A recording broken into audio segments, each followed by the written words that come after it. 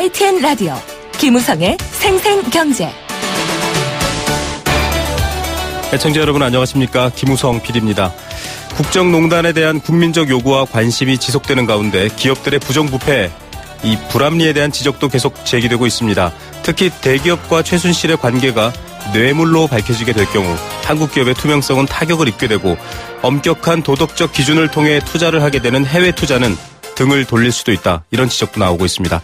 첫 번째 인터뷰로 이 문제 짚어보겠습니다. 비가 왜 새는지, 지붕 어디에 구멍이 났는지도 모르는데 바닥만 닦는 대출 규제 정책 계속되고 있습니다. DSR, 총부채 원리금 상환 비율인데요. 이게 12월 9일부터 시행됩니다. 결국 어려운 사람들의 문턱만 더 높인 것 아니냐, 이런 얘기가 나오고 있습니다. 부동산 시장도 덩달아 가라앉을 위험에 놓여 있는데요. 두 번째 인터뷰에서 이 문제 확인해 드립니다. 월요일은 생생장바구니 마련되어 있습니다. 3차 김장 물가 정보와 다양한 정보들 오늘 전해드리겠습니다. 2016년 11월 28일 월요일 김우성의 생생경제 지금 시작합니다.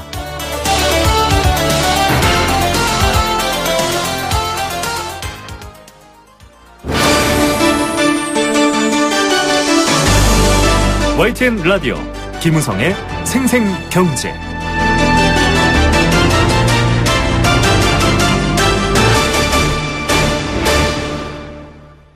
네, 최순실 국정농단 사태, 전 세계적 관심을 모으고 있는 사건입니다. 또 평화로운 국민들의 시위도 이어지고 있는데요. 이 최순실 씨와 대기업 간에 만약에 뇌물 성격의 특혜가 오간 게 사실이다, 이렇게 밝혀질 경우 우리 기업들은 부정부패 기업의 낙인을 받게 됩니다. 결국 해외의 대형 연기금 등의 투자 대상에서 제외될 수밖에 없습니다. 수출 내수가 얼어붙은 상황에서 투자까지 줄어들면 경제가 받을 타격은 더욱 커질 수밖에 없습니다. 기업의 부정부패가 경제적 타격과 무슨 관계인가 하고 생각하실 텐데요. 이미 거대한 규모의 이 기금들은 도덕적 기준을 명확히 따져서 투자를 하고 있기 때문입니다. 중요성은 어떤 것이고 대안은 없는지 서강대 경영학과 조창훈 교수 모시고 얘기 나눠보겠습니다. 교수님 안녕하십니까? 네, 안녕하십니까? 예, 지금 사실 이게 정치적 이슈로 되어 있지만 기업도 미묘하게 많이 얽혀 있습니다. 이번 사태 어떻게 보십니까? 네, 한 문장으로 정리하면 지금의 이 사태는 기본적인 원칙인 투명성과 컴플라이언스, 즉 규범 준수를 청와대와 집권여당, 국가기관 그리고 현금을 가지고 있는 대기업들이 지키지 않아 발생한 국가적인 위기 상황입니다. 예. 이번 사태는 경제적으로 비경제적으로 큰 손실을 초래하고 있고요. 이게 이제 문제는 단순히 국내 기업들만뿐만이 아니라 국내외적으로 평판 훼손, 그리고 우리가 우려하고 있는 코리아 디스카운트를 초래할 개연성이 크고 있습니다. 네, 이로 인해서 우리가 더 받게 될 불이익이 커질 수 있다라는 얘기인데요. 사실 해외 투자 업계들은 이 최순실과 대기업 간의 특혜 의혹이 사실이면 부정부패 기업에 들어가고 있는 한국의 대기업들, 사실 뭐 많이 연루되어 있는 기업들이 많습니다. 이 투자 대상에서 제외할 수 있다, 이렇게 나오거든요. 이게 가능한가요? 해외 투자자들은 이런 기준으로 어떻게 보면 제외 혹은 고려 이런 것들을 하고 있는 건가요? 네, 이게 충분히 단기적으로 그럴 수 있습니다. 왜냐하면 지금의 의혹만으로도 이제 증권 시장이 효율적 시장이라고 하게 된다고 하면 네. 당연히 주식의 가치는 폭락해야 됩니다. 네. 그리고 지금 연기금들 갖고 있는 만약에 국내 대기업들에 대한 보유 주식에 대해서 아마 재평가가 이루어질 수밖에 없을 겁니다. 왜 그러냐면 기본적으로 이제 부정부패 이슈가 발생하게 되면 주식은 상승하기보다는 하락할 수밖에 없을 텐데요. 네. 이거에 대해서 내부적으로 갖고 있어야 되는 것인지 팔아야 될 것인지 아마 심각하게 검토를 하고 있을 겁니다. 예, 그 회사의 가치에 대한 부분 때문에 투자를 하고 돈을 집어넣게 되는데요. 그렇죠. 이 주식 시장이 흔들릴 수 있다는 얘기입니다. 이 국제적인 이 대형 투자 자금들, 연기금 또 기구들이 정해놓은 부정부패의 기준이 어떤 건가요? 지금 어느 정도 엄격한지도 좀 중요할 텐데요. 그러니까 굉장히 서구 사회인 경우에는 굉장히 많은 측면에서 이제 이루어지고 있는데요. 우선 말씀을 드리면 유엔의 반부패 협약, 그리고 OECD의 뇌물 방지 협약, EU의 뇌물 방지 협약, 영국의 브라이버리 액트, 그리고 미국의 해외 부패 방지법 등이 굉장히 많습니다. 네. 이게 단순히 부정부패만 해당되는 게 아니고요. 그 회사에 대해서 경영진 그리고 막대한 벌금 뿐만 아니라 이 문제에 이제 이루어지게 된다라고 하게 되면 당연히 투자 대상 리스트에서 이제 제외될 수밖에 없습니다. 왜 그러냐면 네. 전문 투자자 입장에서는 회계적인 정보 측면에서 투자를 많이 하게 되는데요. 이 부정부패 이슈 같은 경우에는 회계적인 정보 이외에 이 회계적인 정보를 넘어서는 비재무적인 측면에서 굉장히 중요한 요소이기 때문에요. 네네. 막대한 손실을 해당 연기금도 감내해야 되기 때문에 굉장히 큰 이슈가 되는 거죠. 예, 단지 도덕적인 이유뿐만 아니라 실질적으로 이 투자자들의 어떤 위험이 있을 수 있기 때문에 이런 회계적인 불투명성 혹은 부패는 중요한 정보다라고 하셨는데, 뭐 중국 휴대폰 부품 회사가 이런 사례로 올해 1월 이 투자 대상 기업에서 제외됐다 이런 얘기 있던데요. 어떤 네, 내용인지 맞습니다. 좀 소개 부탁드립니다.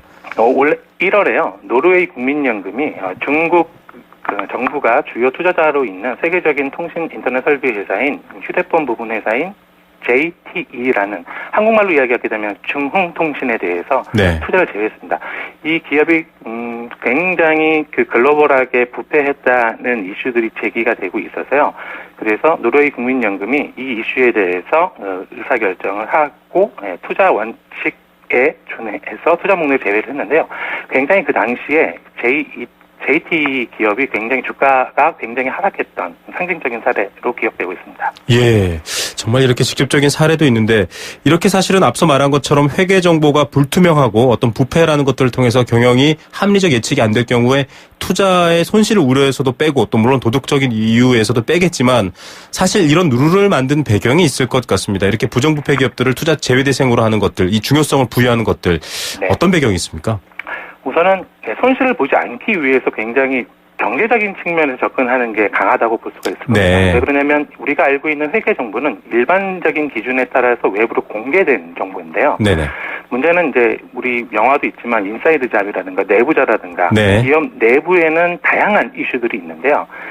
기업들 입장에서는 그러한 다양한 어떻게 보면은 이제 윤리적으로 문제가 될 수 있는 상황에 대해서는 덜 공개하려고 할 거고요. 네네. 투자하고 있는 기업 입장에서는 공개된 정보가 이게 전부인가? 혹시 그 투자 대상 기업에서 다각도의 위험 요소들이 지금 있는데 그게 지금 공시되고 있는 게 아닌가라는 의구심을 가질 수밖에 없습니다. 그런 네. 측면에서 서구 유럽 사회에서는 굉장히 비재무적인 정보까지도 중요한 공시사항으로 요구해서 많은 기업들이 자발적으로 공개하고 있는데요. 사실상 자발적으로 공개한다기보다는 제도적으로 그걸 지키지 않았을 경우에 막대한 페널티가 있기 때문에 오히려 적극적으로 지키게 되는 효과가 발생되고 있습니다. 예, 이런 투명성이 이렇게 중요하게 어떤 제도화되었다라는 인식까지도 받을 정도인데, 이 UN PRI에 서명되어 있는 연기금, 국부펀드 이런 규모가 2경 원, 네. 이게 좀 경이라는 단위를 저희가 잘 쓰지는 않는데요. 네. 2경 원 정도 규모라고 합니다. 그런데 만약에 이번에 뇌물수수라든지 네. 혹은 기업의 지배구조를 위해서 불합리한 거래가 있었다라는 게 확정이 되고, 만약에 이로 인해서 투자 대상에서 제외가 되면 우리 경제도 타격을 많이 받겠죠. 당연합니다. 이게 왜 그러냐면 이제 글로벌 시장에서 우리나라 코리아 브랜드 자체가 굉장히 국가적인 할인 사태를 맞게 되는 네. 경우가 되는 거고요. 그래서 이미지 자체가 이미 굉장히 많이 훼손되게 되는 거죠. 당연히 네. 주가의 하락은 예상할 수밖에 없겠고요. 예, 단지 이 투자금이 빠져나가는 건 못지않게 코리아라는 이미지가 디스카운트, 정말 이 지금의 가치보다 더 깎여지게 되는 건데, 그런 것들에 대해서 사실은 지금 경영진이나 혹은 기업의 이 인재들이, 임원들이 모르진 않을 것 같거든요. 그런데도 지금 이런 사태뿐만 아니라 보면 한국은 이 기업 투명성에서는 좀 무심하다, 좀 손 놓고 있다, 이런 느낌도 드는데 어떻습니까? 네, 굉장히 대답하기 쉽지만 무척 공개적으로 대답하기 어려운 질문인 것 같습니다. 네. 이런 이슈들도 있습니다. 그러니까 우리나라 투자자들은 우리나라 기업들이 덜 윤리적이다는 것은 이제 이미 알고 투자를 했기 때문에요. 이러한 비윤리적인 사안이 생겼을 때 주가가 크게 빠지지 않는 특수한 상황이 우리나라 현실이라는 얘기도 있고요. 네네. 그래서 이제 뭐 이런 말도 있지 않습니까? 억울하면 출세하라. 이런 말도 있듯이 이런 게 우리 사회와 기업에 좀 만연된 게 아닌가, 뭐 이런 생각도 들고요. 또 굉장히 우픈 얘기인데요. 기업이 어떻게 보면 부정부패를 하기 위해서는 별도의 현금이 필요합니다. 네네. 현금을 준비하기 위해서는 덜 투명해야 됩니다. 네. 그래서 어떻게 보면 서로 이제 공생관계, 어떻게 보면 검은거래 공생관계를 위해서 지배구조라든가 회계 투명성이라든가 그 내부 통제 시스템을 투명하게 하지 않기 때문에 검은거래 자금을 만들어낼 수 있는 구조가 우리나라 대기업들의 구조가 아닌가, 그렇게 측면에서도 크게 비판하시는 분들이 있습니다. 예, 정말 우프다라는 표현이 맞는 것 같습니다. 이 웃기면서 슬픈 얘기인데요. 네. 이 비자금, 비밀자금들의 흐름을 위해서는 투명성이 오히려 해가 되니까 그래서 또 불투명하다 이런 부분도 있는데 그렇죠. 정반대 사례를 한번 알아보면 좋을 것 같은데요. 미국 네. 뉴욕 증권거래소, 뭐 세계 증권거래소의 심장이라고 할 만한데 이곳에는 깨끗한 기업에 주로 투자하는 펀드 이런 네. 것들이 이 활발하게 거래되고 있다 이런 얘기도 있더라고요. 그렇죠. 왜냐하면 회계 정보라는 자체의 한계점이 있습니다. 그래서 이제 장기 투자, 글로벌 시장에서는 이 한계점을 알기 때문에 믿고 맡길 수 있는 정보가 필요하게 됩니다. 거기에 대한 정보가 이제 ESG라는 요소인데요. 네네. E는 이제 환경, S는 사회, 그리고 G는 회사의 지배 구조에 대해서 평가하는 네. 건데요. 이 정보가 있어야만 재무적 정보를 어느 정도까지 신뢰할 수 있는지에 대해서 감안할 수 있는 건데요. 네네. 문제는 이미 미국과 유럽 사회에서는 그 ESG 상장지수 평가 관련돼서 많은 발전하고 있는데요. 네. 우리나라하고 단순 비교하면 좀 어렵습니다. 왜 그러냐면 우리나라는 자본시장이 성장하게 된 게 이미 굉장히 그 짧은 역사를 갖고 있고요. 네네. 미국 같은 경우에는 철저하게 소유와 경영이 분리가 되어서 철저하게 이제 발전된 시장이기 때문에 네네. 이 시스템을 가져가게 되더라도 지금 효과를 보고 있는데요. 우리는 장기 투자 개념이 아직은 미흡하기 때문에 좀 더 시행착오를 겪으면서 발전되어야 하는 과정이라고 말씀드리고 싶습니다. 예, ESG, 환경, 사회, 그리고 기업 지배의 어떤 도덕적인 면, 혹은 뭐 좋은 면, 투명성을 보고 나서 여러 가지 또 회계 정보를 덧붙여서 투자를 하게 되는 시장입니다. 한국도 있습니다. 앞서 말씀해 주신 것처럼 네네. 지금 시장의 특성상 이게 제대로 존립되어 있지는 못한데요. 네. 좀 그렇다고 해서 저희가 뭐 한국판 ESG 이런 어떤 네. 투명성 기업들을 뭐 안 할 수는 없잖아요. 어떤 좀 대안 혹은 보완책으로 이끌어가면 될까요? 네, 이게 굉장히 필요한 과제인데요. 그렇다고 단기적으로 너무 많이 기대를 하면 안 될 것 같습니다. 네. 왜냐하면 이 지수를 찾아낸다는 게 그 기업의 내재 가치를 합리적으로 찾아내기 위한 고군분투 과정인데요. 네네. 절대로 한 번에 끝나는 과정이 아닙니다. 네. 그리고 서두에 말씀드린 것처럼 기업의 비재무적인 정보는 될 수 있으면 국내 기업들이 공시를 하려고 하지 않습니다. 네. 반면에 ESG에 관련된 투자는 그 기업들의 비재무적인 정보를 최대한 이끌어내서 지표를 삼아야 되기 때문에요.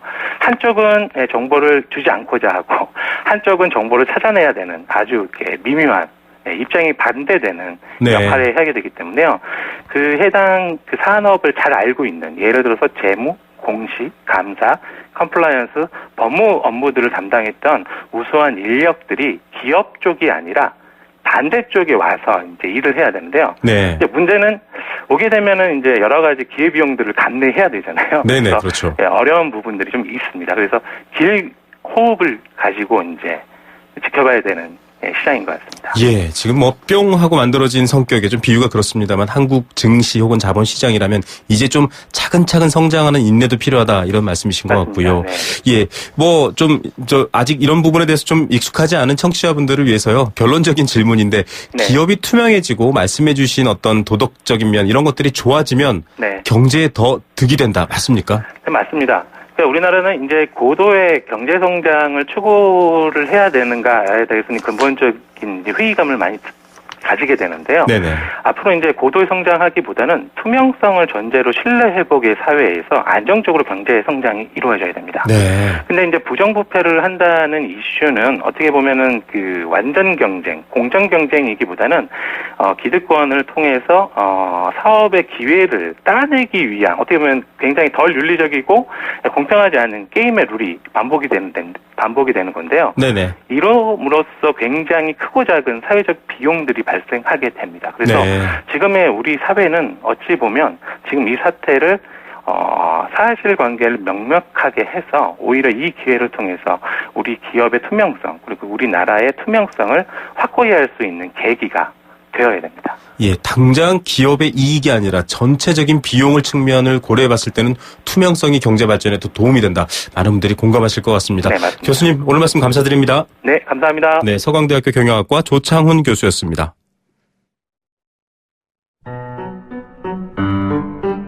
YTN 라디오 김우성의 생생경제. 네, 함께 느끼는 우리 경제 공감 사전입니다. 경제와 관련된 이야기도 조금 생각해 보고요. 여러분과 함께 새로운 생각들도 나누는 코너입니다. 의견 보내주시면 추첨을 통해서 알칼리 생수 A수 한 박스 드리고요. 여행 스케치의 나무야 공연 티켓 드리고 있습니다.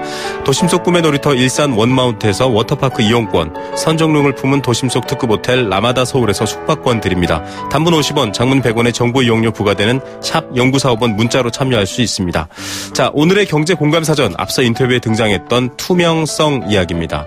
기업의 투명성이 나라 경제에 어떤 영향을 미칠까 생각해 봤습니다. 단지 도덕적으로 옳다, 그르다라는 얘기인 줄 알았는데요. 그게 아니라 투자에 직접적인, 돈에 직접적인, 이익에 직접적인 영향을 미친다라는 얘기, 앞서 얘기가 나왔었죠. 투명할수록 사회가 지불해야 할 비용이 줄어들기 때문에 더더욱이 투명성은 경제 발전과 기업 발전에 도움이 된다라는 얘기였습니다. 하지만 우리 사회를 보면 그렇지는 않죠. 기업들은 자신만의 이익 혹은 단기적인 이익을 위해서 이 투명성을 무시하거나 혹은 해치는 경우가 많습니다. 한 나라와 기업의 시스템이 깨끗하다면 정말 많은 힘을 들이지 않고 비용을 들이지 않고 경제는 계속 발전할 수 있을 텐데요. 얼마 전 미국 워싱턴 포스트라는 유력 언론에서도 최순실 사태에 대해 한국병이라고 꼬집기도 했습니다. 투명하지 않고 비밀스럽게 이루어지는 것들 참 많은 사회를 병들게 하고요. 결국은 그 당사자들마저도 병들게 할 것 같습니다. 여러분들은 한국 사회의 투명성 어떻게 생각하십니까? 투명성에 대한 여러분들의 의견 기다리겠습니다.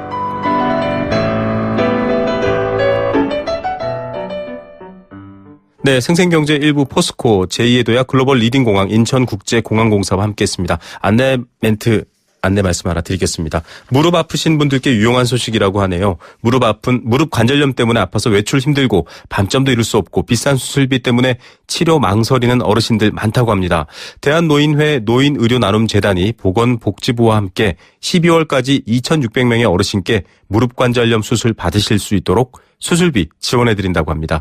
경제적으로 어려운 만 65세 이상의 퇴행성 무릎 관절염 어르신 누구나 신청 가능하고요. 부담이 많이 되는 간병까지도 무료로 지원된다고 합니다. 연락하셔서 혜택 보시면 좋을 것 같습니다.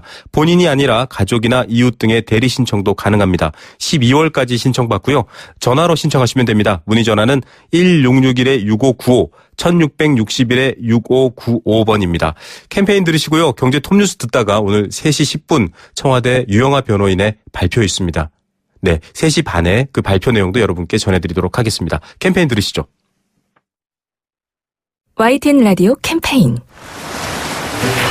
물 없는 한라산, 물 없는 제주 바다를 상상할 수 있나요?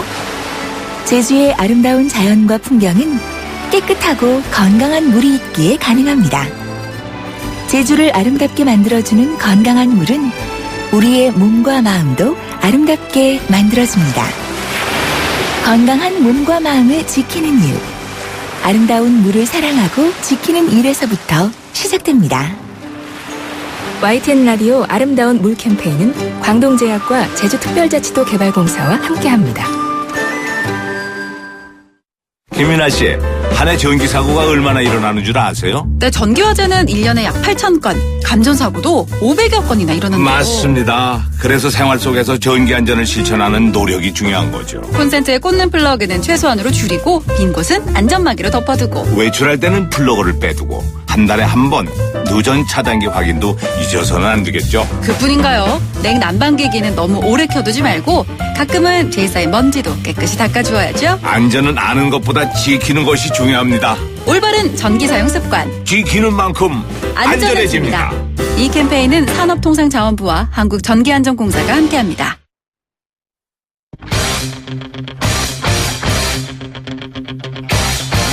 지금 가장 뜨거운 경제 소식. 경제 톱 뉴스. 네, 요즘 뜨거운 경제 소식들이 참 많습니다. 가장 뜨거운 경제 뉴스 먼저 전해드리겠습니다. 20, 30대 가구주가 서울에서 아파트 한 채 마련하려면 한 푼도 쓰지 않고 12년 걸린다라는 소식 첫 번째로 들어와 있습니다. 잠시 후 전해드리겠고요. 시중에 돈맥 경화 현상이 심해지고 있다. 이런 뉴스가 화제입니다. 그만큼 돈이 돌지 않고 있다라는 얘기인데요. 두 번째 뉴스로 전해드리겠습니다. 한국 경제를 떠받치는 대기업들도 있지만 사실상 중소기업들이 떠받치고 있는데요. 그 위기감은 대기업보다 더 크다는 소식 전해져 있습니다. 이 시각 경제 톱뉴스 비즈니스워치 김춘동 기자 연결합니다. 안녕하십니까? 네, 안녕하세요. 네. 한 푼도 쓰지 않고 12년은 사실 불가능한 얘기잖아요. 네. 예, 집 마련하기가 그만큼 어려워졌네요. 네, 요즘은 결혼 시기가 좀 늦어지고 있긴 한데, 이제 그래도 20, 30대는 가정을 막 꾸리고 이제 내 집 마련을 꿈꾸는 시기인데요. 이 젊은 층이 스스로 돈을 벌어서 내 집을 마련하는 건 이제 말 그대로 좀 꿈이 되어가고 있는 것 같습니다. 네. 이 통계청의 자료를 보니까요, 올해 3분기에 이 39세 이하 가구주의 월 평균 처분 가능 소득이 371만 원이었고, 이 한국감정원이 파악한 9월 기준 서울 아파트 평균 매매 가격이 5억 5,480만 원이었습니다. 단순히 계산하면 20, 30대 가구주는 약 12년 6개월의 월급을 한 푼도 빠짐없이 모아야지 이 서울에서의 아파트 평균 아파트를 좀 마련할 수 있다. 이런 좀 결과가 나왔습니다. 예, 12년 6개월을 단 한 푼도 쓰지 않고 모은다면 가능하다라는 얘기인데 네. 이게 지금은 12년이지만 갈수록 길어지는 추세죠? 네, 연간 기준으로 이 월 평균 처분 가능 소득과 또 매년 12월에 서울 아파트 평균 매매 가격을 좀 비교를 했더니 이 내 집 마련 기간이 2003년에는 약 11년 6개월에서 작년에는 12년 11개월까지 좀 늘었습니다. 네. 2년 사이에 1년 이상 늘어난 건데요. 이 문제는 말씀하신 대로 월급을 고스란히 모으는 게 사실상은 좀 불가능하다는 겁니다. 이 처분 가능 소득에서 소비 지출을 하고 난 뒤에 이 저축 등을 할 수 있는 흑자액을 기준으로 보니까 올해 3분기 기준으로 월 평균 120만 원이었는데 이 기준으로 좀 보면 은행에 의존하지 않고 집을 마련하려면 약 38년 6개월이 필요한 것으로 나타났습니다. 자, 은행에 의존 안 하면 38년 6개월. 네. 이거 뭔지 잘 모르겠습니다. 결국은 빚을 내라 이 말이네요. 맞습니다. 이 더불어민주당 김영주 의원실에 따르면 올해 3월 말 현재 30대의 은행권 주택담보대출 잔액이 101조 원을 기록을 했는데 작년 말보다 10조 4천억 원이 11.5%나 늘었고요. 20대가 받은 주택담보대출 잔액은 같은 기간에 44.6%나 급증을 했습니다. 반면에 이 40대가 받은 주택담보대출은 1.3%가 늘어나는데 그쳤고요. 50대와 60대 이상에서는 오히려 이 대출 잔액이 줄었다고 하는데 이 대출을 받아서 집을 사고 있는 가구 중에서 그만큼 젊은 층의 비중이 늘어나고 있다. 이렇게 보시면 될 것 같습니다. 네, 이렇게 대출을 받고 돈을 빌려서 집을 사야 되는데 네. 또 시중에는 돈이 돌지 않는 돈맥 경화가 심해진다 이런 얘기네요. 네, 한국은행에 따르면 지난 9월에 예금은행의 요구불 예금 회전율이 19.6회에 그쳤습니다. 8월에는 20.7회였으니까 1.1회가 떨어진 거고요. 2005년 2월에 18.1회 이후에 11년 7개월 만에 가장 낮은 수준이라고 합니다. 예금 회전율은 이 월간 예금 지금액을 예금의 평균 잔액으로 나눈 건데 회전율이 낮다는 건 그만큼 은행에서 맡긴 예금을 인출해서 사용하지 않는다는 걸 뜻합니다. 2010년 34.8회에 달했던 회전율은 5년째 좀 하락 추세를 지속하고 있는 상태입니다. 예, 돈이 나왔는데 돈이 돌지 않는다. 이게 네. 참 더 큰 문제인데 이유는 뭔가요? 네, 아무래도 국내 경기 상황이 좀 계속 부진을 이어가고 있는 데다가 이제 국내외 불안 요인이 좀 산적해 있기 때문으로 볼 수 있는데 그러다 보니까 가계의 소비 심리는 물론이고 기업의 투자 심리도 잔뜩 위축이 되면서 이 돈맥 경화 현상도 좀 심해지고 있습니다. 개인과 기업이 자금을 풀지 않으면 생산과 투자, 소비가 늘지 않으면서 이 경제 전반에 좀 악영향을 주게 되는데요. 이 한국은행의 기준금리 인하도 좀 약발이 없었던 것으로 나타났습니다. 네. 일단 기준금리 인하로 시중에 돈이 많이 풀리긴 했는데 실제로 이 돈이 제대로 좀 돌지가 않으니까 이 금리 인하에 따른 효과도 좀 전혀 나타나지 않았다는 겁니다. 예. 자, 이렇게 어려운데 기업들도 마찬가지일 겁니다. 대기업도 힘들지만 중소기업은 경제 위기감 더 크게 느끼고 있다고요? 네, 중소기업 중앙회가 300개 중소기업을 대상으로 설문조사를 했는데요. 이 현재 경제 상황에 대한 질문에 대해서 57%가 위기 상황이라고 답을 했고 28.7%는 이 금융 위기에 준하는 심각한 상황이다. 이렇게 좀 우려를 표시를 했습니다. 경제를 위기 상황으로 인식한 이유를 묻는 질문에는 이 중복응답을 기준으로 54.1%가 이 소비 심리 위축을 비롯한 내수 침체를 꼽았고요. 51%는 정치 리더십 부재에 따른 경제 불안, 또 46.3%는 정부의 정책 신뢰 상실 등을 꼽았습니다. 네. 자, 경제 상황은 물론 실제로 들여다봐도 중소기업들 많이 어렵죠? 네, 현재 경제 위기를 감내할 수 있는 기간을 물었는데 이 절반에 가까운 47.1%가 12개월 이내라고 답을 했고요. 6개월 이내가 19.5%, 9개월 이내가 5.1% 등의 순이었습니다. 1년 이상 버티기가 어렵다는 응답이 70% 이상을 차지한 건데요. 실제 이 해당 기업의 실적을 묻는 질문에 보니까 56.7%가 판매 실적이 좀 감소했다고 답을 했고 또 이 자금 조달 시장에 대해서도 사정에 대해서도 48.3%가 나빠졌다 이렇게 말을 했습니다. 경제 위기에 대한 대처 방안으로는 58.3%가 내실 경영을 꼽았고 이 거래처 다변화 또 기술 개발 혁신 등의 답변이 그 뒤를 이었습니다. 예. 자, 뭐 어려우니까 또 이런 여파가 이어지는데 국내 기업 10곳 중에서 6곳 들여다봤더니 연말 보너스가 없다 이렇게 나왔네요. 네, 그 취업 포털 사람인이 331개사를 대상으로 조사를 했는데 63%의 기업이 올해 연말 보너스를 계획이 없다 이렇게 답을 했습니다. 보너스 계획이 없는 기업 중에서 20%는 작년에는 연말 성과급을 지급했었던 기업들이고요. 이 보너스를 지급하지 않는 이유를 물으니까 이 회사 재정 상태가 좋지 않거나 경영 실적이 나빠져서라는 응답이 55%에 달했고요. 올해 목표 실적의 달성에 실패했기 때문이라는 응답이 17% 등이었습니다. 올해 보너스를 지급하는 기업들도 1인당 액수가 198만 원이 그쳐서 지난해 214만 원보다 16만 원 정도 줄었다고 합니다. 예, 기업도 힘들고 또 사원들도 힘든 상황이네요. 네. 예식장이 여전히 또 결혼하는 사람들부터 시작해서 일이 많은데 네. 계약 피해가 많이 나타나네요. 네, 한국소비자원에 따르면 이 예식장 관련 피해 구조 신청 건수가 2014년 161건에서 작년에는 144건으로 조금 줄어들었는데 올해는 9월까지 115건이 들어오면서 전년 동기에 비해서 10% 가까이 늘었다고 합니다. 이 기간에 피해 구제 신청을 한 420건을 좀 분석을 해보니까 이 계약 해제 관련 피해가 78.3%로 대부분을 차지를 했고요. 나머지 21.7%는 계약 이행 관련 피해였습니다. 네, 구체적으로 그런 사례가 나와 있나요? 네, 그 계약 해제 유형을 좀 보니까요. 예식장이 이제 계약금 환급 거부가 좀 가장 많았는데, 뭐 파운딩이나 뭐 이런 사정으로 해서 결혼식을 못 하게 됐을 때 이 계약금 환급을 거부한 214건 가운데서 132건은 90일 이전에 계약 해제를 통보한 경우였는데요. 네네. 이 소비자 분쟁 해결 규준에 보면 90일 이전에 계약 해제를 하면 계약금 전액을 환급해야 하는데 그러지 않았습니다. 네. 이 소비자원으로 접수된 피해 구제 신청 가운데서 합의율도 48.3%에 그쳤는데 이 피해 보상을 받은 경우가 채 절반이 안 된다는 건데요. 이 업체 측에서 막무가내로 좀 거부하다 보니까 소비자 입장에서는 제대로 좀 어려운 그런 좀 결과로 나타났습니다. 예, 오늘의 톱뉴스 어떤 것 고르시겠습니까? 중소기업의 경제 위기 기설을 꼽고 싶은데요. 네. 중소기업들이 경제를 위기 상황이라고 인식한 이유를 좀 묻는 질문에 정치 리더십 부재와 정부의 정책 신뢰 상실 등을 꼽은 답변이 많았는데 정치는 물론이고 이 경제 컨트롤 타워에 조속한 복원이 좀 더 시급하다. 뭐 이런 생각을 좀 해봤습니다. 예, 중소기업이 어려우면 대기업도 어렵습니다. 오늘 뉴스 감사드립니다. 네, 감사합니다. 네, 비즈니스워치 김춘동 기자였습니다. 앞서 3시 30분 대통령 변호인이죠. 유영하 변호사의 이 발표가 있겠다라고 말씀드렸는데 생중계 형식이 아니라 보도자료를 나눠주는 형식이었습니다. 관련 뉴스가 간략하게 들어와 있는데 소개해드리겠습니다.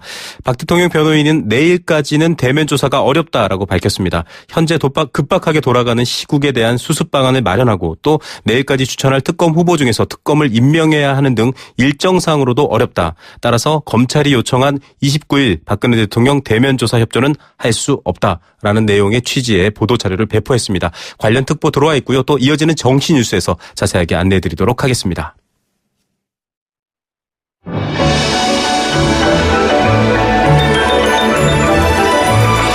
오늘의 경제를 들여다보는 시원한 창. YTN 라디오 김우성의 생생경제 생생 인터뷰. 네, 두 번째 생생 인터뷰 보내드리겠습니다. 가계부채의 총량 증가 속도는 정부가 아무리 브레이크를 밟아도 멈추지 않습니다. 불안한 심리 때문에 더욱더 주택과 부동산에 돈이 몰리고 있다. 그래서 대출 문제가 커지고 있다. 이런 분석도 나오고 있습니다. 정부와 금융권이 대출 규제에 안간힘을 쓰고 있습니다. 당장 12월 9일 얼마 남지 않았습니다. DSR 산출을 위한 정보가 은행권에 제공됩니다. DSR이 시작된다 이렇게 보시면 될 텐데요. 버는 돈, 빌리는 돈, 갚는 돈에 대한 모든 정보와 흐름이 은행에 제공됩니다. 그만큼 대출은 조금 더 깐깐해지고요. 주택 구입이 어려워질 수도 있다. 이런 얘기들도 나오고 있습니다. 당장 어떤 영향을 미칠지 이 정책의 배경이 뭔지 또 부동산 시장은 어떻게 변할지 전문가와 함께 알아보겠습니다. 대한부동산학회장을 맡고 계신 명지대 부동산대학원 권대중 교수 전화로 연결합니다. 교수님 안녕하십니까? 네, 안녕하세요. 예, 이미 예고가 여러 번 됐었습니다만 이 DSR 도입을 앞두고 지금 시장이 술렁술렁 거리고 있습니다. 신규 대출뿐 아니라 기존 대출, 소득까지 다 따지겠다라는 건데요. 부채 규모를 줄이겠다 이런 정부의 취지일까요? 어떻게 보십니까? 네, 10월 달 기준으로 한국은행이 발표한 자료를 보면은요. 네. 6월 달에 1257조의 가계부채가 이미 1300조를 넘었다고 합니다. 네네. 근데 이제 가계부채가 이렇게 점점 늘어나니까 정부가 이제 대출 규제에 나섰는데요. 이번에 11월 24일 날 정부가 발표한 DSR이라고 하는 것은, 총부채 원리금 상환 비율입니다. 네. 다시 말하면 A은행, B은행, C은행 또는 저축은행까지도 대출된 모든 총액을 확인해서 상환 능력을 따져서 대출을 주는 거기 때문에 네. 상당히 시장의 파장이 크리라고 보고요. 특히 이제 이달 9일부터 12월 9일부터 이제 총부채 상환 비율에 대한 자료 시스템을 구축하기 시작한답니다. 네네. 그러려면 이제 이게 DTI보다 소위 소득 대비 대출 비율이라고 하는 뎁트 인컴보다도 높은 수치로 밖에 적용하지 않겠나. 네. 그러려면은 가계 부담도 되고 시장이 당장 얼어붙는 게 문제입니다. 네. 지금 공급량이 일시에 많아서 파리오 대책이 가계부채 대책이라고 했지만 공급 조절 대책이라고 봐야 되고요. 네네. 또 청약 시장이 과열되거나 분양권 전매되는 걸 규제하기 위해서 나온 대책이 113 대책, 네네. 네, 11월 3일 대책이라고 보면 이번에 나온 대책은 이제 총체적인 가계부채를 줄이는 그런 대책이라고 보여집니다. 네. 이 DSR에 대해서 아직은 강제적인 것은 아니다. 은행권에서도 얘기합니다. 참고 자료로 삼겠다라고는 하고 있지만 사실상 DTI보다 더 광범위한 이 금융 정보를 은행이 파악하고서 업무를 진행하기 때문에 결국은 강제적인 대출 규제의 방법이 될 것이다. 이렇게 보고 있거든요. 아니다라는 얘기죠. 네. 그건 틀림없는 사실일 것 같습니다. 네네.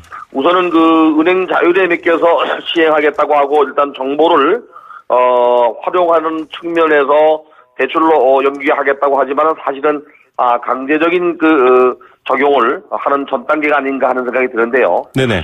그래서 획일적인 규제를 하기보다는 선진국처럼 금융시장의 자율적인 리스크 관리로 해야 된다는 전문가들 의견도 있고 저도 마찬가지입니다만은. 네네. 우선 DSR 자체가 높으면 대출 한도를 줄일 수밖에 없고. 네.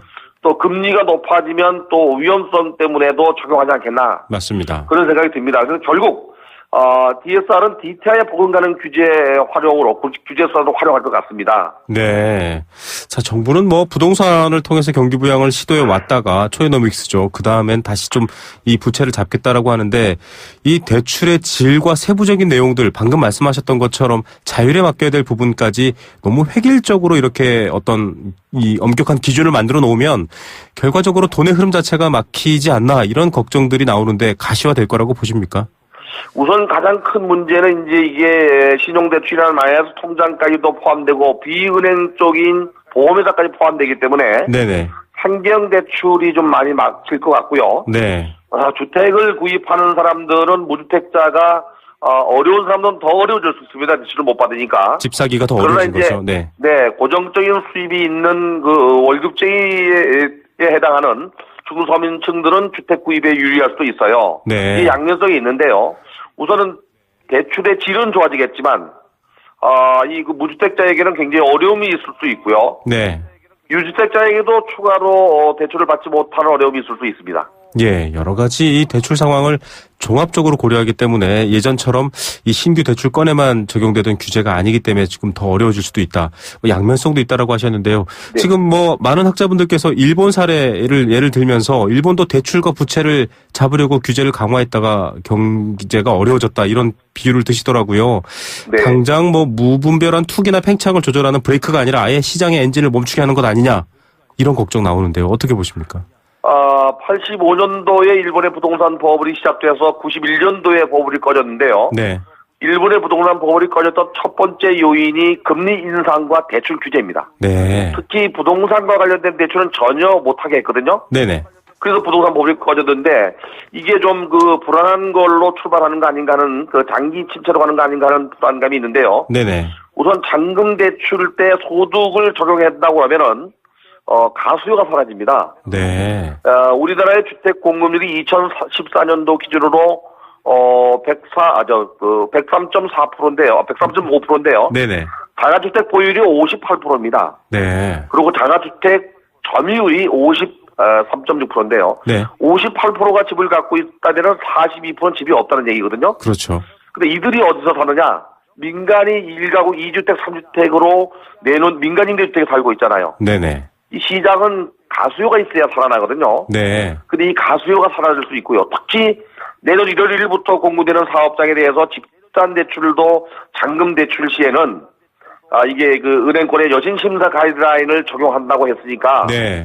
가수요가 사라질 수가 있어요. 그러려면 결국에 부동산 시장의 청약 시장이나 기존 주택 시장에 지금 그 말씀하신 대로 브레이크 역할을 할 수가 있어요. 네. 이거는 이제 장기적으로 볼 때에는 부동산 시장에 큰 충격으로 다가와서 가격 하락까지 이어지지 않겠나 하는 염려가 있습니다. 예, 뭐 여러 번 저희도 지난번 공 교수님하고도 이 2018년 가격 하락이라든지 이런 부분들을 짚어보면서 이런 얘기를 했었습니다.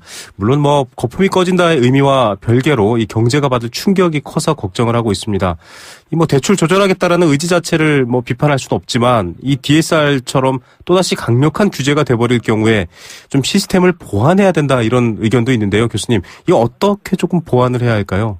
네, 제 생각에는 일단 거시직 대출이나 일시상환 대출을 고정금리 장기 분할 대출로 먼저 전부 전환시켜 놓은 상태에서 진행되면 문제가 없는데, 네네.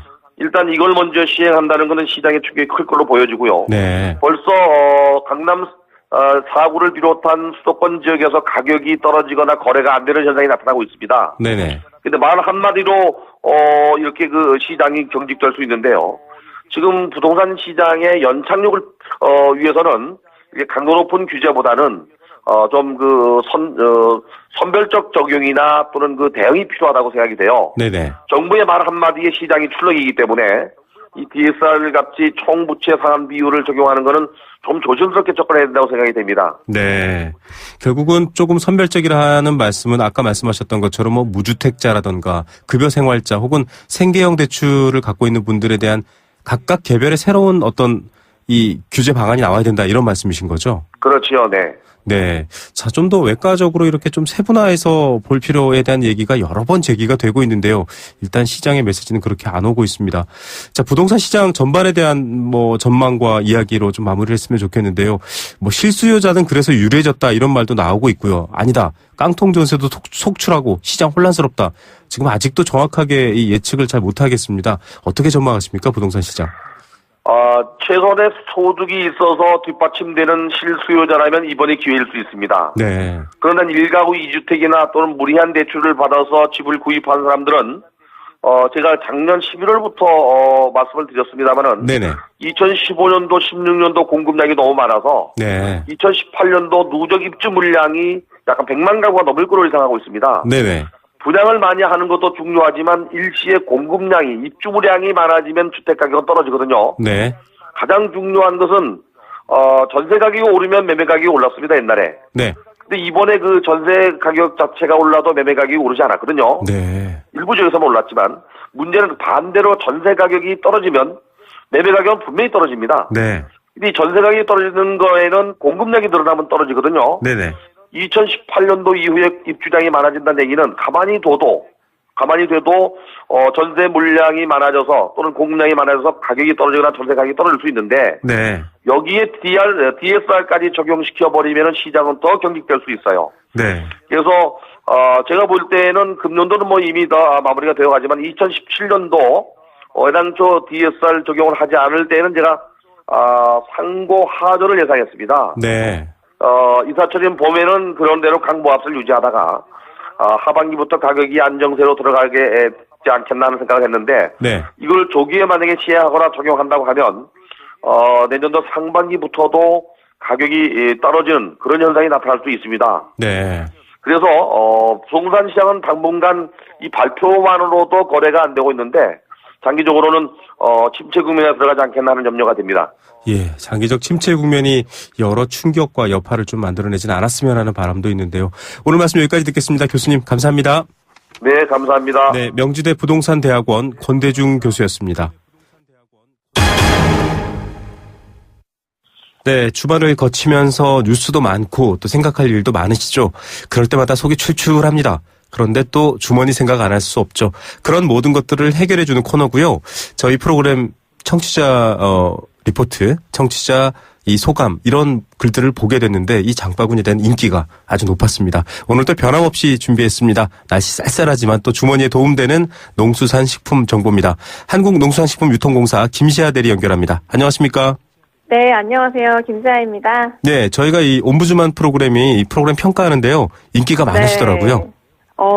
기분이 너무 좋은데요. 예. 앞으로도 많이 이 정보, 좋은 정보 드렸으면 좋겠고, 청취자분들도 이제 개선 의견 주시면은 저한테도 말씀 좀 해주세요. 예, 아무래도 알뜰하고 또 도움되는 정보가 많아서 그럴 것 같습니다. 이번 주 물가 정보 알려주시죠.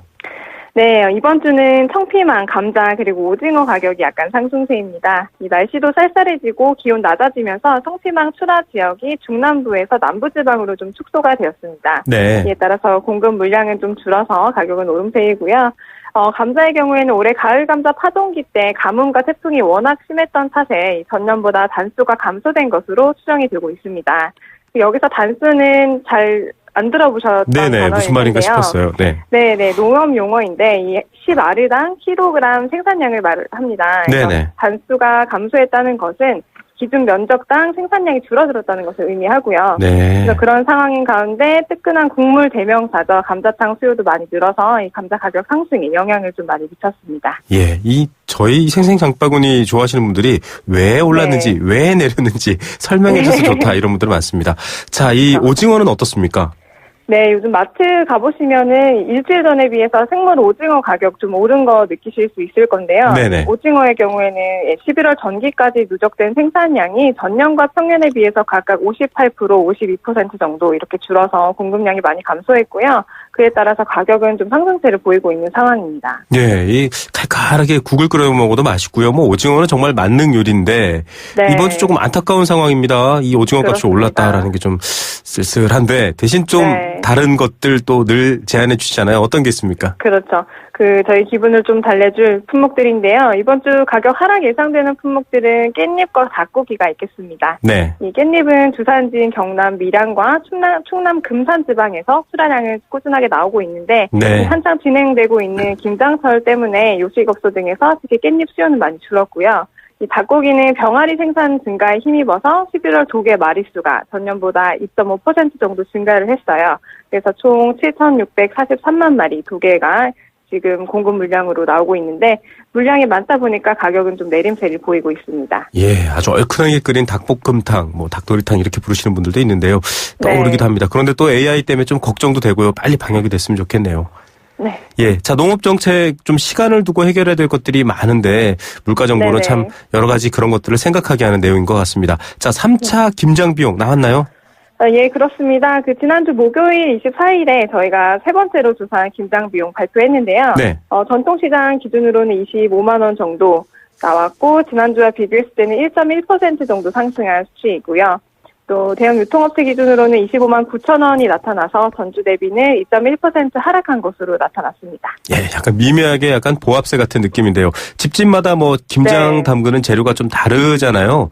조사했던 네, 그렇죠. 품목을 보면 쪽파, 미나리, 굴 이런 재료들도 있던데 어떻습니까? 네, 이 김장을 아주 간소화해서 담그는 분들도 계시고 또 풍성한 맛 때문에 많은 재료 사용하시는 분들도 계실 텐데요. 저희가 조사한 품목에는 이제 거의 다 들어가 있다고 보시면 돼요. 네. 김장 부재료인 쪽파 그리고 미나리의 경우에는 이 남부지방 출하가 본격화되면서 공급 물량이 많이 증가가 되었고요. 가격은 지난주 대비 각각 8.6%, 7.2% 정도 내리는 모습을 보이고 있습니다. 다만 지난 여름에 좀 심각했던 폭염으로 인해서 해수 온도가 많이 높아졌었습니다. 네. 그 영향으로 굴은 좀 수확량이 상당히 감소했고요. 그래서 가격은 오름세를 보이고 있습니다. 네, 이제 뭐 본격적으로 주변에 이 김장 때문에 휴가를 내시는 분들도 있습니다. 김장철이 본격적으로 들어갔거든요. 네. 전국적으로 얼만큼 김장이 진행됐다 이런 내용도 나와 있나요? 네, 그렇습니다. 이 김장철 되면은 다방면으로 김장에 대한 연구들이 많이 진행이 돼요. 네. 그래서 한국농촌경제연구원의 결과를 빌려서 말씀을 드리자면 지난주 수요일이죠. 11월 23일 현재까지 김장은 약 47% 정도 진행 중이라고 볼 수가 있습니다. 네. 이거는 김장 배추 추정 생산량 중에서 이 출하량 비중을 기준으로 한 이 수치인데요. 네.